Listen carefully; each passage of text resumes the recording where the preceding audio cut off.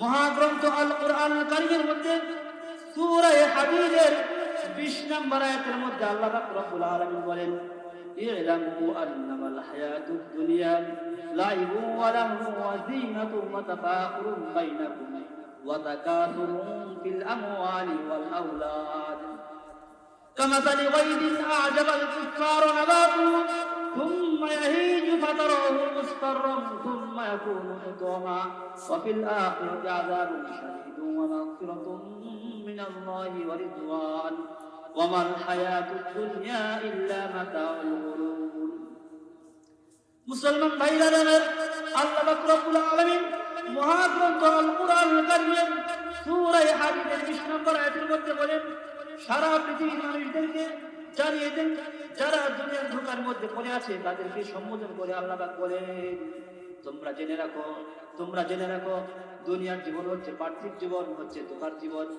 ইলামু আন্নামাল হায়াতুদ দুনিয়া লাইবুন ওয়া লাহবুন, দুনিয়ার জীবন, এই পার্থিব জীবনটা হচ্ছে বাহ্যিক খেলতামাশা, খেলাধুলা, বাহ্যিক চাকচিক্য এবং পারস্পরিক অহংকার প্রদর্শন করা এবং সন্তান সন্ততি নিয়ে একে অপরের সাথে এবং ধন সম্পদ নিয়ে একে অপরের সাথে অহংকার প্রদর্শন করা এবং ধন সম্পদ নিয়ে একে অপরের সাথে প্রতিযোগিতা করার নাম হচ্ছে দুনিয়ার জীবন।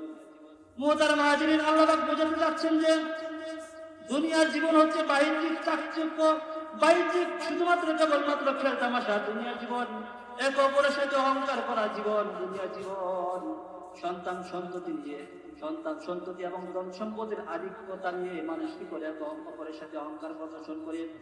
এই বিষয়টা কেমন আল্লাহ পাক বলেন, কামাসালি গায়দিন আ'জাবাল কুফফারা নাবাতুহু সুম্মা ইয়াহিজু ফাতারাহু মুসফাররান সুম্মা ইয়াকুনু হুতামা। আল্লাহ পাক বলেন এই বিষয়টা এরকম, যেমন বৃষ্টি যা কি করে জমিন থেকে উদ্গত ফসল তৈরি করে, জমিন থেকে উদ্গত ফসল সৃষ্টি করে, ফসলকে তৈরি করার পরে এই ফসল কি করে কৃষকদেরকে মুক্ত করে। আ'জাবাল কুফফারা নাবাতুহু, এই ফসলগুলো কৃষকদেরকে মুক্ত করে।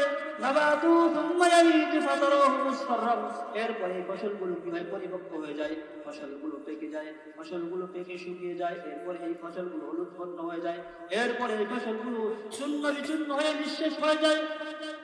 নাবাতুহু সুম্মা ইয়াহিজু ফাতারাহু মুসফাররান সুম্মা ইয়াকুনু হুতামা ওয়া ফিল আখিরাতি আযাবুন শাদীদুন ওয়া মাগফিরাতুম মিনাল্লাহি ওয়া রিদওয়ান। আল্লাহ পাক বলেন আখিরাতে এক আছে আল্লাহ পাক রব্বুল আলামিনের কঠিন শাস্তি, আর এক আছে আল্লাহ পাক রব্বুল আলামিনের পক্ষ থেকে ক্ষমা ও সন্তুষ্টি। ওয়ামাল হায়াতুদ দুনিয়া ইল্লা মাতাউল গুরুর, আর দুনিয়া হচ্ছে ধোঁকার জীবন ছাড়া আর কিছুই নয়। মুসলমান ভাইরা আমার, আল্লাহ পাক রব্বুল আলামিন এই আয়াতের মাধ্যমে এটাই বোঝাতে যাচ্ছেন, দুনিয়ার জীবন খেলতামাশা, বাহ্যিক চাকচিক্য, খেলতামাশা এবং পরস্পর অহংকার প্রদর্শন, সন্তান সন্ততি নিয়ে ধন সম্পদ নিয়ে মাল নিয়ে অহংকার প্রদর্শন করা, প্রতিযোগিতা করা, এটা হচ্ছে এরকম। যেমন বৃষ্টি কি করে, বৃষ্টি তার দ্বারা উদ্গত ফসল হয়, ফসল কি করে কৃষকদেরকে মুক্ত করে, এই ফসলগুলো যেরকম ভাবে নিঃশেষ হয়ে যায় ঠিক তদ্রূপ ভাবে দুনিয়ার জীবন এইভাবে শেষ হয়ে যায়।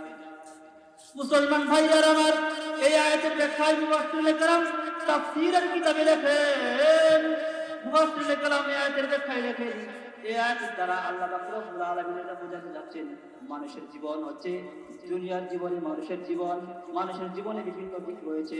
মানুষের জীবনে যখন বিভিন্ন দিক থাকে, এক জীবনের বিভিন্ন পর্যায় থাকে, জীবনের এক পর্যায়ে মানুষের এক বিষয়ের প্রতি আকর্ষণ সৃষ্টি করে, এক বিষয়ের প্রতি মানুষের চাহিদা হয়।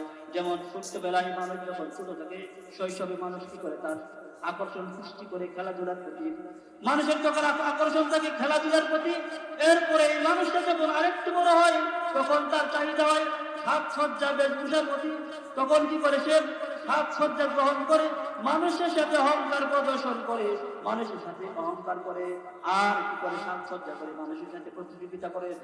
এরপরে এই মানুষটা আবার যখন বৃদ্ধ হয়ে যায়, বার্ধক্য চলে আসে, তখন এই মানুষটা কি করে বার্ধক্য চলে আসার পরে তখন তার মাথায় একটা চিন্তা থাকে, সেই চিন্তাটা হলো কিভাবে সে সন্তান সম্পত্তি এবং ধন সম্পদের ক্ষেত্রে মানুষের সাথে প্রতিযোগিতা করবে, সম্পদের ক্ষেত্রে মানুষের সাথে কি করবে, এক অপরের সাথে এগিয়ে যাবে, সম্পদ কিভাবে বাড়াবে এবং সন্তানের ক্ষেত্রে সে কি করে প্রতিযোগিতা করে।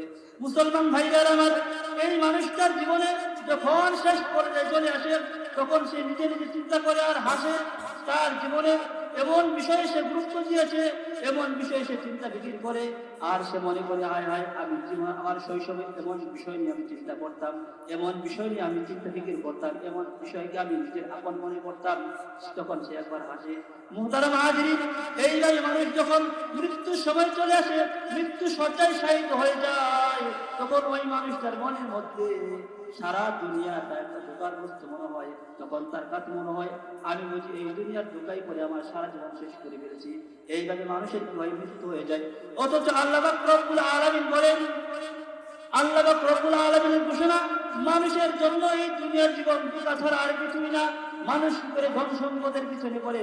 মুহতারাম হাজিরিন, এই জন্য আল্লাহ পাক রব্বুল আলামিন মহাগ্রন্থ আল কুরআনুল কারীমের সূরা নিসার ৭৭ নম্বর আয়াতের শেষের দিকে বলেন, হে নবী আপনি বলে দিন, কুল মাতাউদ দুনিয়া কলিলুন ওয়াল আখিরাতু খায়রুল লিমান ইত্তাকা।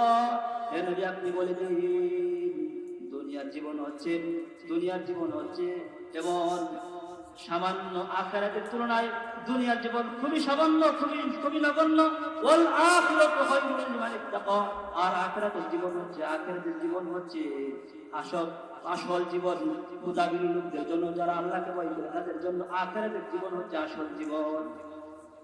মুহতারাম হাজিরিন, এইভাবে আল্লাহ পাক রব্বুল আলামিন মহাগ্রন্থ আল কোরআনুল কারীমের বিভিন্ন আয়াতের মাধ্যমে মানুষকে কি করে বোঝাচ্ছেন যে যারা কি করে দুনিয়াকে যারা মূল্যায়ন করে, দুনিয়াকে যারা প্রাধান্য দেয় আখিরাতের জীবনের তুলনায়, তাদেরকে আল্লাহ পাক রব্বুল আলামিন এইভাবে বোঝাচ্ছেন। আল্লাহ পাক রব্বুল আলামিন মহাগ্রন্থ আল কোরআনুল কারীমের সূরা তাওবার 38 নম্বর আয়াতের মধ্যে বলেন, আরাদিতুম বিল হায়াতিদ দুনিয়া মিনাল আখিরাহ আমা মাতাউল হায়াতিদ দুনিয়া ফিল আখিরাতি ইল্লা কলিল। আল্লাহ পাক রব্বুল আলামিন বলেন, তোমরা কি আখিরাতের পরকালের জীবনের বিনিময়ে, পরকালের জীবনের তুলনায় দুনিয়ার জীবনকে বেশি প্রাধান্য দিচ্ছ? দুনিয়ার জীবনের আখিরাতের জীবনের তুলনায় দুনিয়ার জীবনকে বেশি মূল্যায়ন করছো। আরাদিতুম বিল হায়াতিদ দুনিয়া মিনাল আখিরাহ, পরকালের জীবনের তুলনায় দুনিয়ার জীবনকে নিয়ে বেশি সুখী আছো নাকি, বেশি সন্তুষ্ট হয়ে গেছো? অথচ ওমা মাতাউল হায়াতিদ দুনিয়া ফিল আখিরাতি ফামা মাতাউল হায়াতিদ দুনিয়া ফিল আখিরাতি ইল্লা কলিল। অথচ দুনিয়ার জীবনের তুলনায় আখিরাতের জীবনের তুলনায় দুনিয়ার জীবন খুবই নগণ্য, খুবই সামান্য। আখিরাতের জীবনের তুলনায় দুনিয়ার জীবন খুবই অল্প, খুবই সামান্য। অথচ মানুষ কি করে এই দুনিয়ার সামান্য সময়ের জন্য নিজের ঈমানকে, আমলকে, সকল কিছুকে কি করে বরবাদ করে দেয়। এজন্য আমাদেরকে লক্ষ্য রাখতে হবে, আমাদের দুনিয়ার জীবন যেন আখিরাতের জীবনের তুলনায় যেন আমরা দুনিয়ার জীবনকে প্রাধান্য না দিই। দুনিয়ার জীবনকে যারা প্রাধান্য দিবে, দুনিয়ার জীবনকে যারা অগ্রাধিকার দিবে, আখিরাতকে ভুলে যাবে। আল্লাহ পাক রব্বুল আলামিন তাদের জন্য আখিরাতে রেখেছেন জাহান্নাম। এই জন্য আল্লাহ পাক রব্বুল আলামিন মহাগ্রন্থ আল কোরআনুল কারীমের সূরা নাজিয়াতের মধ্যে বলেন, ফাম্মা মান তাগা ওয়া আতারাল হায়াতাদ দুনিয়া ফাইন্নাল জাহিমা হিয়াল মাওয়া। যে ব্যক্তি বিদ্রোহ করেছে আল্লাহর সাথে, যে ব্যক্তি বিদ্রোহ করেছে এবং দুনিয়ার জীবনকে প্রাধান্য দিয়েছে, ওয়া আতারাল হায়াতাদ দুনিয়া ফাইন্নাল জাহিমা হিয়াল মাওয়া, তার জন্য আল্লাহ পাক রব্বুল আলামিন জাহান্নাম রেখে দিয়েছেন, তার ঠিকানা হলো জাহান্নাম। এরপরে আল্লাহ পাক বলেন, ওয়াম্মা মান খাফা মাকামা রাব্বিহি ওয়া নাহান নাফসা আনিল হাওয়া ফাইন্নাল জান্নাতা হিয়াল মাওয়া। আল্লাহ পাক রব্বুল আলামিন বলেন, যে ব্যক্তি আল্লাহর সামনে উপস্থিত হওয়াকে ভয় করবে এবং নিজেকে লোভ লালসার হাত থেকে রক্ষা করবে, দুনিয়ার লোভ লালসার হাত থেকে নিজেকে রক্ষা করবে, ফাইনাল জান্নাতা হিয়াল মাওয়া। আল্লাহ পাক রব্বুল আলামিন কিয়ামতের দিন তার জন্য রেখে দিয়েছেন জান্নাত। মুসলমান ভাইরা আমার, আল্লাহ পাক রব্বুল আলামিন যে ব্যক্তি দুনিয়ার জীবনকে অগ্রাধিকার দিবে এবং আখিরাতকে ভুলে যাবে, তার জন্য রেখে দিয়েছেন জাহান্নাম। আর যে ব্যক্তি আল্লাহর সামনে উপস্থিত হওয়াকে ভয় করবে এবং নিজেকে লোভ লালসার হাত থেকে রক্ষা করবে, আল্লাহ পাক রব্বুল আলামিন তার জন্য কিয়ামতের দিন তার জন্য রেখে দিয়েছেন জান্নাত। এজন্য আমাদেরকে দুনিয়ার জীবনকে ভুলে গেলে, দুনিয়ার জীবনকে প্রাধান্য না দিয়ে আখিরাতের জীবনকে কি করতে হবে? প্রাধান্য দিতে হবে। মুহতারাম হাজিরিন, এই জন্য যদি আমরা দুনিয়ার জীবনকে প্রাধান্য না দিয়ে আখিরাতকে প্রাধান্য দেই, আখিরাত ভিত্তিক পরকাল ভিত্তিক জীবন তৈরি করি, পরকালে জবাবদিহিতামূলক জীবন যাপন করি, তাহলে আমাদের জন্য কবরের সওয়াল জবাবগুলো অনেক সহজ হয়ে যাবে। যারা পরকাল ভিত্তিক জীবন যাপন করবে, পরকাল ভিত্তিক জীবন যাপন কি? আমায় যে আল্লাহ পাক রব্বুল আলামিন দুটি হাত দিয়েছেন, আমি যদি এই দুটি হাতের সঠিক ব্যবহার করি, আমাকে আল্লাহ পাক রব্বুল আলামিন জবান দিয়েছেন, আমি যদি আমার জবানের মাধ্যমে কাউকে কষ্ট না দেই, হাতের মাধ্যমে কাউকে কষ্ট না দেই, চোখের মাধ্যমে কাউকে কষ্ট না দেই, আমাকে যে বিবেক দিয়েছেন আল্লাহ পাক রব্বুল আলামিন, এই বিবেকের মাধ্যমে যদি কাউকে কষ্ট না দিই, অর্থাৎ আমার প্রত্যেক অঙ্গ প্রত্যঙ্গের মাধ্যমে যদি আমি সঠিক ব্যবহার করি, তাহলে আমার দ্বারা পরকাল ভিত্তিক জীবন তৈরি হবে। পরকালের জন্য আমার জীবনে সদাই করা সহজ হয়ে যাবে। এই জন্য পরকালে যাতে নাজাত পাওয়া যায়, কবরে যাতে সহজ হয়ে যায়, এই জন্য হযরত উসমান রাদিয়াল্লাহু তাআলা আনহু কবরের কাছে গিয়ে খুব কান্না করতেন। কবরের কাছে গিয়ে উসমান রাদিয়াল্লাহু আনহু তো কান্না করতেন যে সাহাবায়ে কেরাম জিজ্ঞাসা করেছেন, হুজুর, যখন জান্নাত এবং জাহান্নামের ওয়াজ করা হয়, আলোচনা করা হয়, তখন আপনি এত কান্না করেন না, অথচ কবর জগতে কবরের পাশে গিয়ে আপনি এত কান্না করেন। হযরত উসমান রাদিয়াল্লাহু তাআলা আনহু বলেন, আমি কবরের কাছে গিয়ে কেন এত কান্না করি? এই জন্য কান্না করি, আমি আল্লাহর রাসূল নবী মুহাম্মদ রাসূলুল্লাহ সাল্লাল্লাহু আলাইহি ওয়াসাল্লামের জবানে শুনেছি, এই কবরটা হচ্ছে প্রথম ঘাঁটি, প্রথম স্টেশন। এই কবরের মধ্যে যদি কেউ ধরা পড়ে যায়, তাহলে সে হাসরের মিজানে, পুলিশ ফিরাতে সব জায়গায় ধরে পড়ে যাবে। আর যদি কবরের মধ্যে কেউ মুক্তি পেয়ে যায়, তাহলে সে হাসরের মিজানে, পুলিশ ফিরাতে সব জায়গায় সে মুক্তি পেয়ে যাবে, সব জায়গায় সে রেহাই পাবে। মুসলমান ভাইরা আমার, এই কবরটা যদি কবরটা মুসিবতের কারণ হবে, যদি মানুষ কি করে দুনিয়াকে প্রাধান্য দেয়, দুনিয়াকে যদি অগ্রাধিকার দেয়, পরকালকে যদি ভুলে যায়, তাহলে ওই ব্যক্তির জন্য কবরটা মুসিবতের কারণ হবে। কারণ হলো, কবরে যখন কোনো মানুষকে রাখা হয়, যখন কোনো মানুষ মাইয়িতকে কবরে রাখা হয়, তখন দুইজন ফেরেশতা এসে মায়েরকে জিজ্ঞাসা করেন, মার রব্বুকা, তোমার রবকে, ওয়া মা দীনুকা, তোমার দিন কি, ওয়া মান নাবিয়ুকা, তোমার নবীকে। মুসলমান ভাইরা আমার, যখন এই রকম প্রশ্ন করা হয়, ওই মৃত ব্যক্তি যদি মুমিন হয়, মুসলমান হয়, আল্লাহ তাআলার খাঁটি ওলি হয়, তাহলে সে জবাব দিলে, যখন তাকে প্রশ্ন করবে মার রব্বুকা, সে বলবে রব্বি আল্লাহ, আমার রব হলেন আল্লাহ। যখন তাকে জিজ্ঞাসা করা হবে, প্রশ্ন করা হবে মা দীনুকা, তোমার দিন কি, তোমার ধর্ম কি, সে বলবে দ্বীন ইয়াল ইসলাম, আমার দিন হলো ইসলাম। এরপরে যখন তাকে জিজ্ঞাসা করা, যখন তাকে প্রশ্ন করা হবে, দুই রকমের বর্ণনা আছে। মান নাবিয়ুকা, তোমার নবীকে, আল্লাহর নবীকে সরাসরি এক বর্ণনায় আছে সরাসরি আল্লাহ রাসূলকে দেখানো হবে, আর এক বর্ণনায় আছে আল্লাহ রাসূলের আকৃতি দেখানো হবে। বলা হবে মা হাযাল্লাযী বুইদাকুম মা কুনতা তাকুলু ফি হাযার রাজুল, এই লোকটি সম্পর্কে তোমার ধারণা কি? আল্লাহর নবীকে দেখানো হবে, আর বলা হবে এই লোকটি সম্পর্কে তোমার ধারণা কি, এই লোকটি সম্পর্কে তুমি কি বলো? এই লোকটি যদি মুমিন হয়, তখন সে বলে হাযা নাবিয়ুনা মুহাম্মাদুর রাসূলুল্লাহ সাল্লাল্লাহু আলাইহি ওয়াসাল্লাম, ইনি হচ্ছেন আমার সেই নবী, সেই রাসূল মুহাম্মদুর রাসূলুল্লাহ সাল্লাল্লাহু আলাইহি ওয়াসাল্লাম। জবাব হয়ে যাওয়ার পরে আল্লাহর নবী বলেন, আসমান থেকে একজন ঘোষক ঘোষণা করতে থাকে, ইনাদি মুনাদিম মিনাস সামাই, আসমান থেকে একজন ঘোষক ঘোষণা করতে থাকে, ফাফরিশু মিনাল জান্নাহ, তার জন্য জান্নাতের বিছানা বিছায় দাও, তাকে জান্নাতের বিছানা বিছায় দাও, ওয়াল মাসু মিনাল জান্নাহ, এবং তাকে জান্নাতের পোশাক পরিয়ে দাও। এরপরে বলা হয় ইফতাহু বাবান ইলাল জান্নাহ, তার জন্য জান্নাতের দিকে একটি দরজা খুলে দাও। এরপরে বলা হবে ওই দরজা দিয়ে তার নিকট জান্নাত থেকে স্নিগ্ধ হাওয়া এবং সুগন্ধি জাতীয় কিছু আসতে থাকবে। মুসলমান ভাইরা আমার, শুধু তাই নয়, তার কবরটা তো প্রশস্ত করা হবে, ওই মৃত ব্যক্তির চোখের দৃষ্টি যত দূর পর্যন্ত যাবে তত দূর পর্যন্ত তার কবরটা প্রশস্ত করে দেওয়া হবে।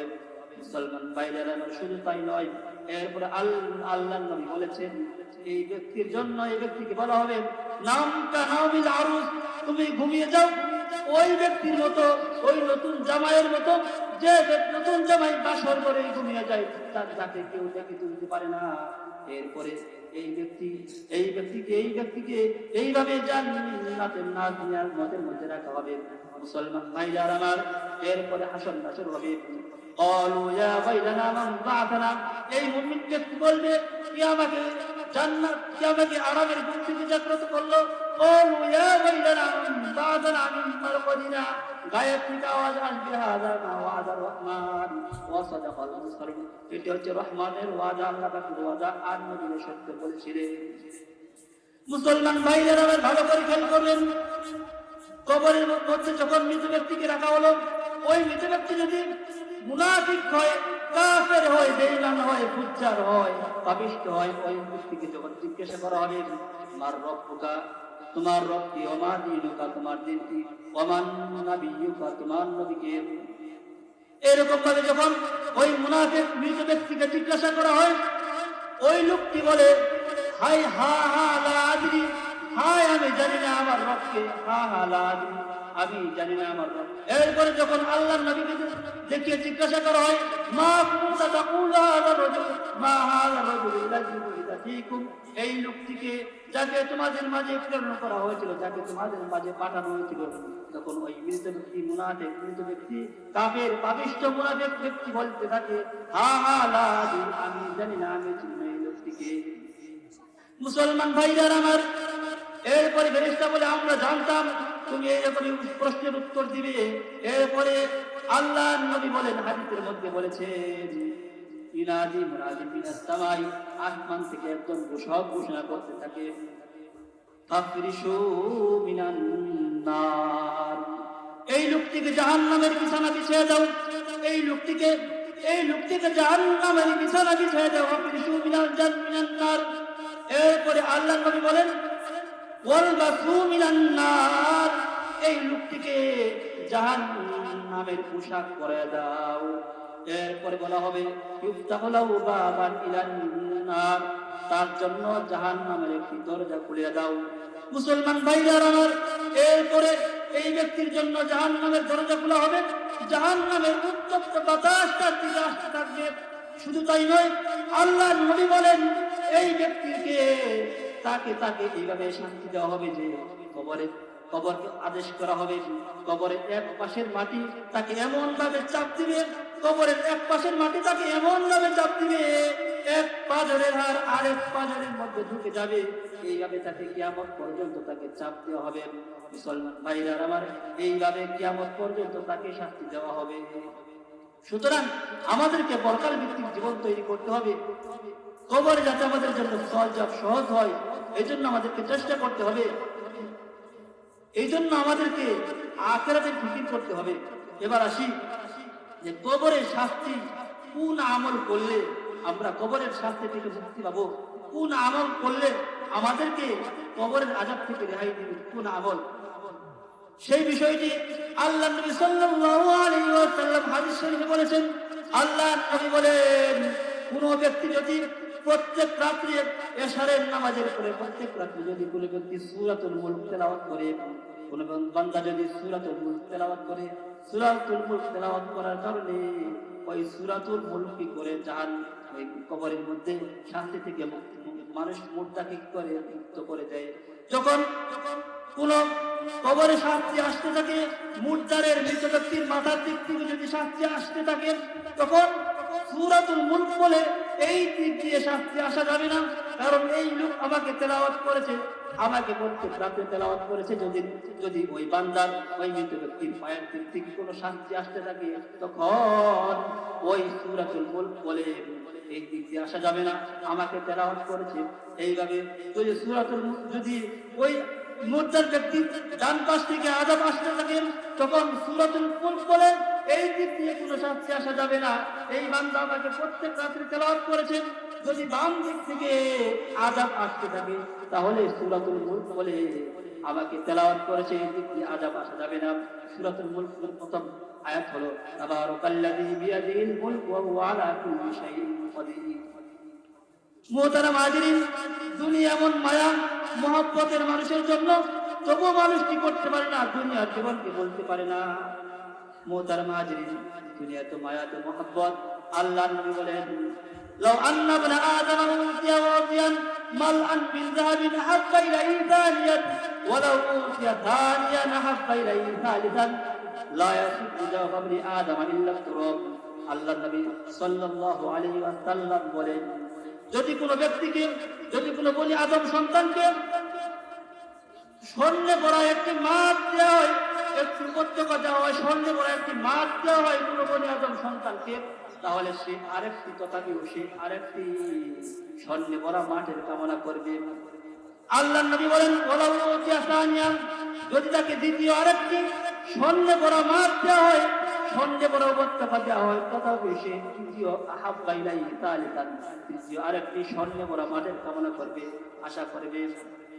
মুসলমান ভাইয়েরা আমার, এরপরে আল্লাহর নবী বলেন লা ইয়াসুদু জাওফা ইবনি আদম ইল্লা তুরাব।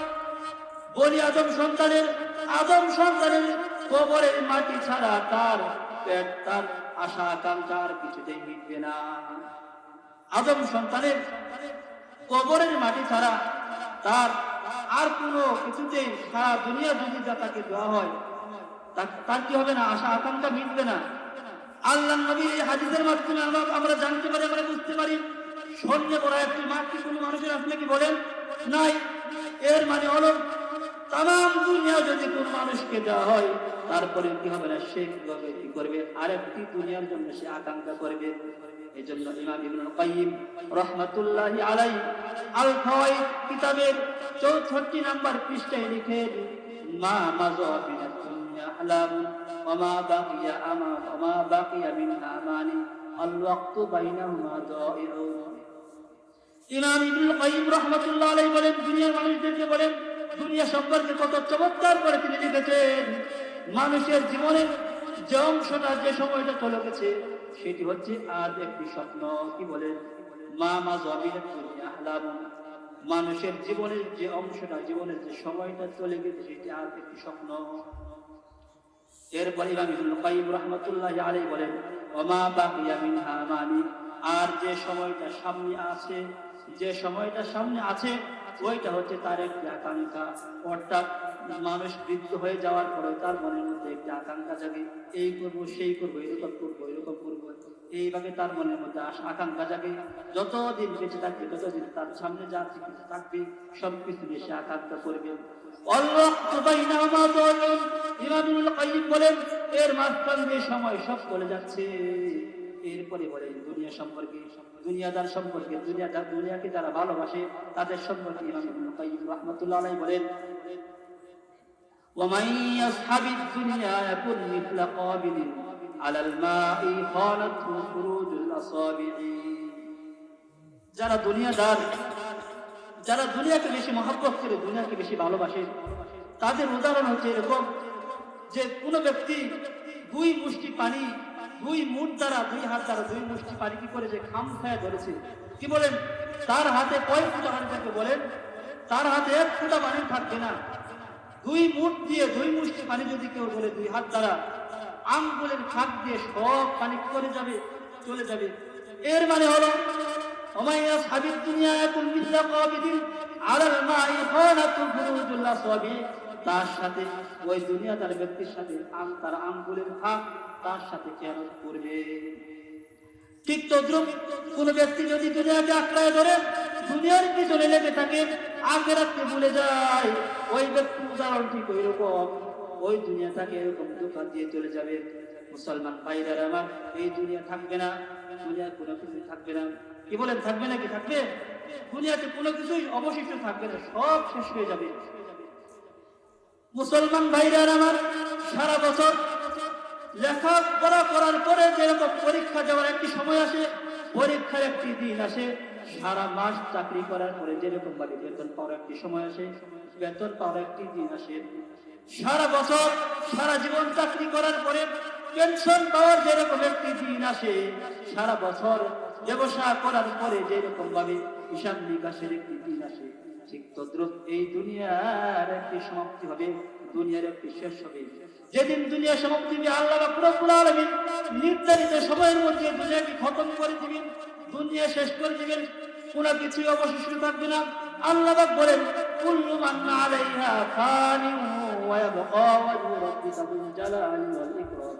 সমস্ত কিছু ধ্বংস হয়ে যাবে, সমস্ত কিছু শেষ হয়ে যাবে। মুসলমান ভাইরা আমার, এই দুনিয়াতে যাকে থাকার জন্য ইচ্ছা দেওয়া হয়েছিল, যতদিন ইচ্ছে ততদিন থাকবে, তিনি কে বলেন? তিনি হচ্ছেন আমার আপনার নবী, নবী মুহাম্মদুর রাসূলুল্লাহ সাল্লাল্লাহু আলাইহি ওয়াসাল্লামকে দুনিয়াতে থাকার জন্য অধিকার দেওয়া হয়েছিল। নবী, আপনি যতদিন থাকতে চান আপনি ততদিন দুনিয়াতে থাকবেন, কোনো সমস্যা নাই। কিন্তু আল্লাহ নবী বলেছেন, আল্লাহুম্মা রফিকুল আলা, আল্লাহ নবী বলেছেন, আমি আপনার বন্ধুর সাথে সাক্ষাৎ করতে চাই। এর মানে হলো নবী দুনিয়াতে থাকতে চান নাই। কেন থাকতে চান নাই? আল্লাহ পাক রব্বুল আলামিন মহাগ্রন্থ আল কুরআনুল কারীমের মধ্যে বলেন, কুল্লু নাফসিন যায়িকাতুল মাউত। যত জীবজন্তু, যত মাখলুক আমি সৃষ্টি করেছি, সকল মাখলুক একদিন না একদিন মৃত্যুর স্বাদ আস্বাদন করবে। এর মানে হলো মৃত্যুর স্বাদ যখন সমস্ত মাখলুক আস্বাদন করবে, আল্লাহ নবী দুনিয়াতে থাকতে পারবেন না, কারণ মৃত্যু একদিন আসবেই। আমরা যে ফেরেশতার মাধ্যমে, যে আজরাইল ফেরেশতার মাধ্যমে আমাদের জান কবজ করা হয়, মানুষের, ইনসানের, মাখলুকের জান কবজ করা হয়, একদিন সে আজরাইল ফেরেশতা নিজের জান নিজে কবজ করবে। কি বলেন? আজরাইল ফেরেশতা নিজেও কি করবে? নিজের জানকে কবজ করবে। এই জন্য আমাদেরকে আখিরাতের দিকে রুজু হতে হবে। মুহতারাম হাজিরিন, যারা পরকালের প্রতি চিন্তা করতেন, পরকাল নিয়ে চিন্তা ফিকির করতেন, আমাদের আকাবির আশরাফ, তাদের থেকে একটি ঘটনা আমি আপনাদের সামনে উল্লেখ করব। হযরত রাবিয়া বসরি রহমাতুল্লাহি আলাইহা, আপনারা তার নাম শুনেছেন। অনেক বড় আল্লাহ পাক রব্বুল আলামিনের বান্দি ছিলেন। আল্লাহ পাক রব্বুল আলামিনের প্রিয় মাহবুব বান্দি ছিলেন, যে তিনি বসরার জমিনে বসবাস করতেন। হযরত রাবিয়া বসরি রাহমাতুল্লাহি আলাইহা বসরা নগরীর জমিনে বসবাস করতেন। তিনি আল্লাহর এমন পাগল ছিলেন যে তিনি নামাজে রাতে কি করতেন? রাতে তাহাজ্জুদের নামাজ পড়ে এমনভাবে কান্নাকাটি করতেন। কান্নাকাটি করতে করতে বসরার জমিনে চোখের পানি ফেলতে ফেলতে জমিনের ঘাস জন্মে যেত। এরকম ভাবে হযরত রাবিয়া বসরি রাহমাতুল্লাহি আলাইহার তিনি যে বিবাহ বসেছিলেন, তার সুখের সংসার বেশি দিন টিকে নাই। যৌবন বয়সে, অল্প বয়সে তার স্বামী ইন্তিকাল করলেন। স্বামী ইন্তিকালের করার পরে পর্দার আড়ালে হাসান বসরি রাহমাতুল্লাহি আলাইহি, সেই যুগের বিখ্যাত একজন আল্লাহ পাক রব্বুল আলামিনের বান্দা ছিলেন, অনেক বড় আলেম ছিলেন। হাসান বসরি রাহমাতুল্লাহি আলাইহি পর্দার আড়ালে এসে রাবিয়া বসরি রাহমাতুল্লাহি আলাইহাকে বিবাহের জন্য প্রস্তাব করলেন, যে আমি আপনাকে বিবাহ করতে চাই।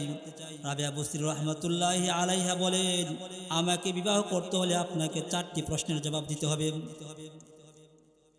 হাসান বসরি রাহমাতুল্লাহি আলাইহি বলেন, কি এমন 4টি প্রশ্নের জবাব প্রশ্ন করবে আমাকে, যে 4টি প্রশ্নের জবাব দিতে পারলে রাবিয়া বসরি রাহমাতুল্লাহি আলাইহা তার বিবাহের প্রস্তাবে কি করবেন? হ্যাঁ বলবেন। আর যদি 4টি প্রশ্নের জবাব দিতে না পারেন, তাহলে তিনি না বলে দিবেন। হাসান বসরি রাহমাতুল্লাহি আলাইহি ছিলেন সেই যুগের প্রখ্যাত আলেম, সেই যুগের এমন বড় আলেম ছিলেন যে সেই যুগের বড় বড় ওলামায়ে কেরাম পর্যন্ত তার থেকে কি করেছেন? প্রশ্নের জবাব দিয়েছেন। হাজার হাজার ওলামায়ে কেরামের প্রশ্নের জবাব দিয়েছেন। কি এমন প্রশ্ন করবেন? রাবিয়া বসরি রাহমাতুল্লাহি আলাইহা তিনি অবাক হয়ে গেলেন। বললেন, হাসান বসরি রাহমাতুল্লাহি আলাইহি বললেন যে, রাবিয়া তুমি প্রশ্ন করা শুরু করো।